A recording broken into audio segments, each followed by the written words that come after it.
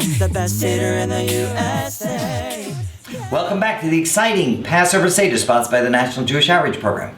We're in the middle of the section of the Passover Seder known as Maggid, telling the story of Passover. And anyone who expands on this story is praised and blessed. So this segment consists of a number of very, very important parts.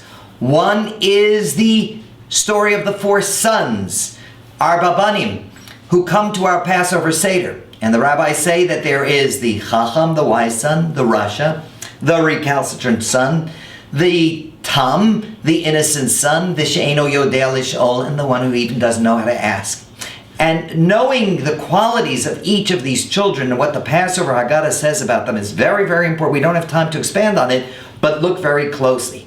The child that we really have to worry about is the one who doesn't show up at the Passover Seder. It's not the one who knows, the one who is argumentative, the one who makes believe that he doesn't understand anything, or the one that doesn't know how to ask. It's the one who doesn't show. And that's the one that we want to attract to our Passover Seder. Give him 4 cups of wine and let him celebrate with us. That's so important. And then the story of Passover continues, and one of the very important segments is Vihish Amda, that it's God's covenant with us that has kept us alive throughout the ages. In each generation they try to destroy us, but we prevail. And then we come to the 10 plagues. 10 plagues is a fun part of Passover Seder. It's recalling the 10 plagues, but it's not so funny. In fact, we take it very seriously. Before we recite each of the 10 plagues, we dip our fingers into the cup of wine and we take off a drop for each plague because we can't rejoice while our enemies suffer. Let's just review the 10 plagues. Dam, blood. Svardeya, frogs. Kinim, lice. Arov, wild animals.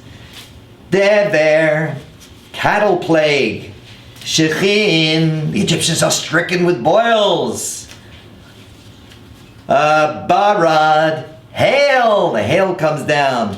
Arbe, locusts strike the Egyptians. Choshech, darkness strikes all of Egypt. And finally, Makat Bechorot, the death of the firstborn. We don't celebrate it, but we understand why it happened. It's important to remember. Yeah, the best Seder in the USA.